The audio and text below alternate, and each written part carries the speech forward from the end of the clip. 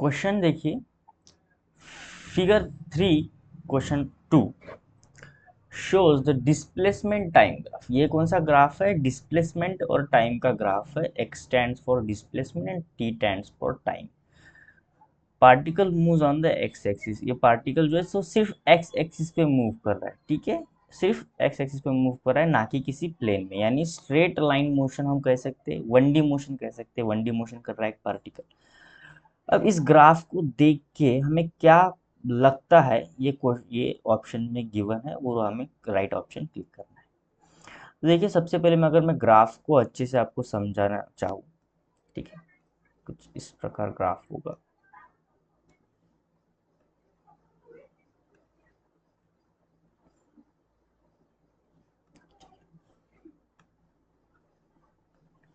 ये रहा टाइम, ये रहा डिस्टेंस।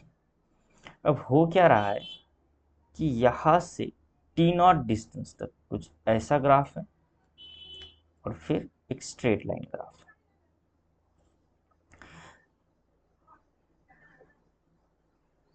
ठीक है, टी नॉट।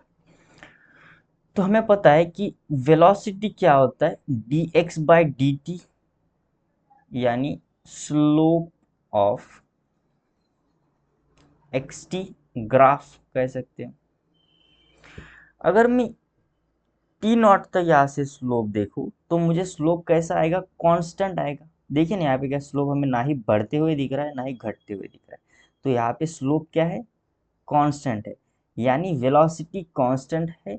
मान लो अगर कोई कार चल रही हो तो उसकी जो वेलोसिटी होगी वो कांस्टेंट डायरेक्शन से चलती रहेगी, कांस्टेंट स्पीड से चलती रहेगी।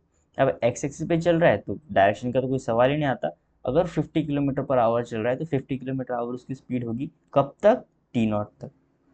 पर अगर मैं यहाँ देखूँ, यहाँ अगर स्लोप फाइंड करूँ, स्लोप कैसे फाइंड करते हैं? हम टेंजेंट ड्रॉ करते हैं, ठीक है ना, उस पॉइंट पे, और फिर एंगल मेजर करते हैं। यहाँ पे कितना एंगल है? जीरो, ठीक है। तो tan जीरो कितना होगा?